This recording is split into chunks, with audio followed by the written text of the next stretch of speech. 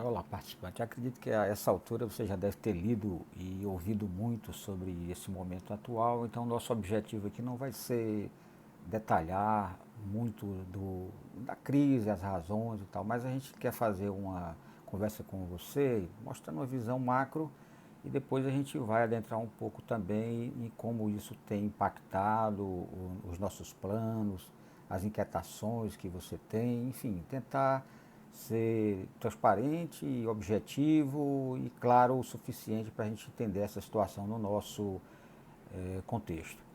Veja bem, a gente iniciou o mês de janeiro e o clima no mercado em geral era totalmente diferente. Né? Tinha muito otimismo em relação às expectativas de crescimento global, os próprios mercados emergentes também, apesar de alguma oscilação como é de acontecer, eles se previam um desempenho significativo, né? E os ativos de maior risco apresentariam resultados melhores que tido do governo, até porque, como nós temos percebido, né, e observado, as taxas de juros, principalmente aqui no Brasil, no mundo já era assim, mas aqui no Brasil tem cada vez mais ficado num patamar baixo. Aí só que fomos surpreendidos todos, né, o mercado como um todo, em relação a essa situação que se apresentou, e aí o cenário se configurou nesses últimos meses, né, totalmente diferente daquilo que estava sendo previsto inicialmente. Então, alguns setores, eles de fato que estavam prevendo expansão para eles, né, o mercado a gente viu foi que eles foram amassados em relação a isso aí, pode citar toda a parte assim de varejo, de loja, de shopping, né? O FMI, e isso também o mercado já tinha até mencionado antes de sair qualquer relatório, comentou sobre uma possível recessão ou até mesmo uma depressão global. E quanto aos mercados emergentes, apontaram para um desempenho assim, insignificante, até mesmo chegando ao negativo. A principal razão, né, como você sabe, é um fator não econômico, esse novo vírus, né, letal, que praticamente provocou essa situação, né, com isolamento social, com quarentena. Essas são as medidas mais prudentes do momento, mas isso ela tem um impacto na nossa vida. Então, essa crise que inicialmente começou com a crise de saúde, ela rapidamente se transferiu da economia real para os mercados financeiros. Então, gerou muita incerteza. Essa incerteza ela gera aversão a risco. Então, com essa aversão a risco, é aquele famoso voo para a qualidade. Os investidores, de uma maneira geral, preocupados com a situação e diante dessa incerteza, passaram a negociar seus ativos de uma forma frenética, até irracional, né? Alguns fundos que têm, né, seus limites de risco tiveram que bloquear suas posições, a gente fala no mercado de estopar, no caso no sentido de para evitar perdas maiores, e aí eles, com isso eles também têm limites de alocação e saíram vendendo para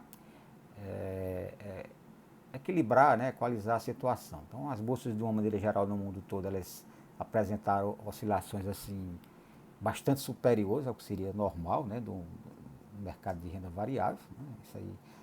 A gente também teve impacto na própria renda fixa, que diante da preocupação também, as taxas de juros de longo prazo, elas foram elevadas, né, subiram também por essa preocupação com o risco, né, que vai acontecer mais no futuro. Então as taxas mais longas, elas foram empurradas para cima.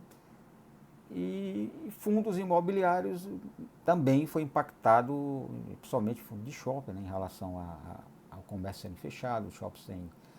Mas não foi só shopping não, fundos também de lajes comerciais, né, porque como os escritórios não estão funcionando, em sua maioria também tiveram que fazer renegociações. Isso tudo a gente pode dizer que é como a gente traduziria em termos de impacto no mercado financeiro causado por essa pandemia.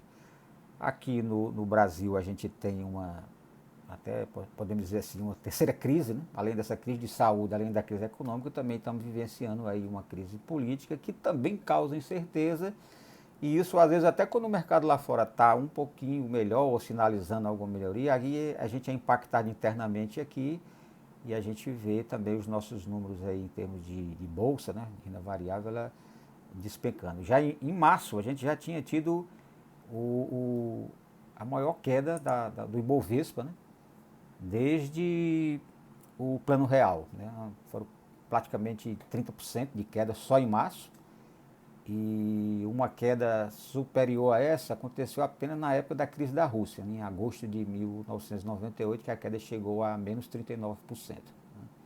Então, eu diria que esses são os principais impactos, de uma maneira geral, que a pandemia, junto aí com essa nossa crise política interna, tem causado nos mercados.